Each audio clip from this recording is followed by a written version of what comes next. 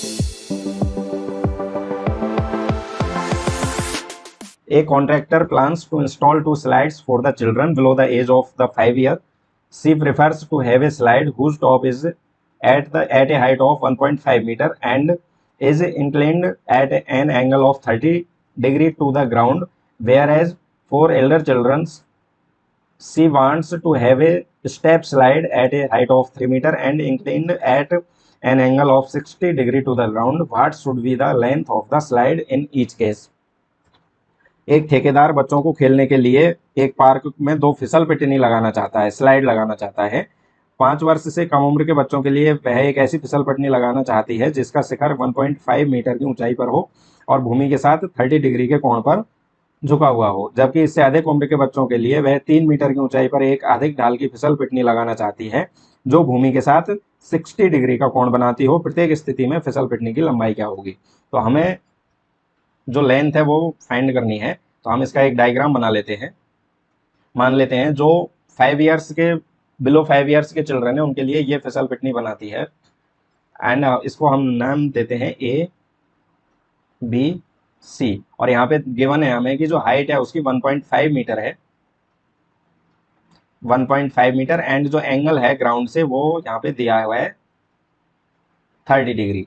ठीक है, ये वाला जो एंगल है यहाँ पे दिया है 30 डिग्री एंड हाइट दी हुई है 1.5 मीटर। हमें फाइंड क्या करना है? हमें BC फाइंड करना है। अब ये 90 डिग्री का एंगल है तो ये राइट एंगल ट्राइंगल हो गया और 90 डिग्री के अपोजिट की साइड को हम बोलते हैं हाइपोटेनियस।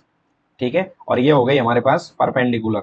तो हमारे फॉर्मूले हमारे पास हैं ही, पंडित बद्री प्रसाद हर हर बोले। ठीक है, तो हमें परपेंडिकुलर एंड हाइपोटेनियस जिस ट्रिग्नोमेट्रिक रेशो में है वही हमें यहाँ पे यूज करना है। ठीक है, तो कौन से रेशो में है यहाँ पे आपको पता चल रहा है, परपेंडिकुलर और हाइपोटेनियस फर्स्ट में ही है और ये वाला जो रेशो है वो साइन का होता है। तो हम यहाँ लिखेंगे लेंथ ऑफ द स्लाइड, यहाँ पे हमने मान ली BC है and height of slide AC की वैल्यू हमें गिवन है 1.5 मीटर एंड एंगल हमारे पास 30 डिग्री का है।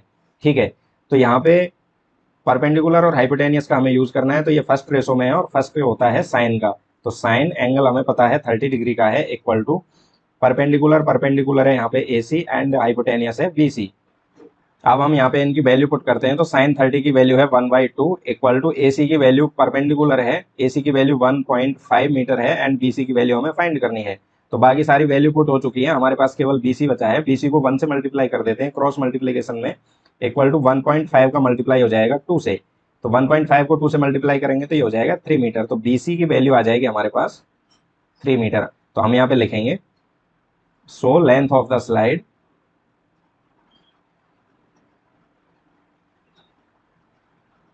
Equal to 3 metre. तो ये एक फर्स्ट तो ये आंसर हो गया। और जो एल्डर चिल्ड्रंस हैं उनके लिए भी एक स्लाइड बनाई गई है। तो इस तरीके की स्लाइड है मान लेते हैं और यहाँ पे जो एंगल दिया हुआ है वो 60 डिग्री का एंगल है और जो इसकी हाइट दी हुई है, हाइट ऑफ द स्लाइड वो 3 मीटर दी हुई है, उसमें 1.5 मीटर थी। तो हमने जो फर्स्ट स्लाइड है उसकी हमने फाइंड कर ली 3 मीटर थी और यहाँ पे जो हाइट है वो 3 मीटर दी हुई है। तो ये हो जाएगा A B एंड C और ये 90 डिग्री का एंगल है और 90 डिग्री के सामने के एंगल को, सामने की साइड को हम बोलते हैं हाइपोटेनियस और ये हो जाती है हमारी परपेंडिकुलर। फॉर्मूला हमारे पास है पंडित बद्री प्रसाद हर हर बोले। ठीक है, ये हमें एक बार लिख ही लेना है ताकि हम कंफ्यूज ना हो और बार बार में हम इसको लिख सकें और इससे हमें याद भी हो जाता है ये। ठीक है, तो सेम यहाँ हमें यहाँ पे कर लेना है हाइट ऑफ द स्लाइड। तो स्लाइड की हाइट यहाँ पे 3 मीटर है and length of the slide हमने मान ली BC है। ठीक है, अब यहाँ पे देखो परपेंडिकुलर एंड हाइपोटेनियस हमें फाइंड करना है, परपेंडिकुलर हमें गिवन है तो AC एंड BC हमें फाइंड कर लेना है। ठीक है, तो फॉर्मूला हम ढूंढेंगे परपेंडिकुलर और हाइपोटेनियस का। परपेंडिकुलर हाइपोटेनियस का साइन का ही फॉर्मूला है, पहले भी हमने साइन ही लगाया था। यहाँ पे चेंज क्या हुआ है, एंगल चेंज हो गया है, एक तो 60 डिग्री का है एंड परपेंडिकुलर है यहाँ पे AC अपॉन हाइपोटेनियस है BC की वैल्यू हमें फाइंड करनी है। वैल्यू पुट करते हैं, साइन 60 की वैल्यू होगी √3/2 इक्वल टू AC की वैल्यू है यहाँ पे 3 अपॉन BC हमें फाइंड करना है। तो यहाँ पे सबकी वैल्यू पुट हो चुकी है। अब हमें BC की वैल्यू फाइंड करनी है तो √3 क्रॉस मल्टीप्लाई करते हैं इसका, √3 into BC equal to 3 into 2। BC की वैल्यू फाइंड करने के लिए √3 का हम फिर से RHS में भेजते हैं तो 3 तो यहाँ पे फाइनल आंसर में रूट अंदर नहीं रखना होता, तो इसको हम डिवाइड कर देते हैं, तो ये हो जाएगा रूट से डिवाइड होगा तो ये √3 बचेगा, और यहाँ पे BC की वैल्यू आ जाएगी 2√3 मीटर। तो जो लेंथ ऑफ द स्लाइड है वो हो जाएगी 2√3 मीटर। ठीक है, ये हमारा आंसर हो जाएगा। तो हम पहले जो बिलो 5 ईयर्स के लिए चिल्ड्रंस के लिए जो स्लाइड की लेंथ है वो हमारे पास है 3 मीटर, एंड जो एल्डर चिल्ड्रंस है उनके लिए जो लेंथ है स्लाइड की वो है 2√3 मीटर। यहाँ पे हमारा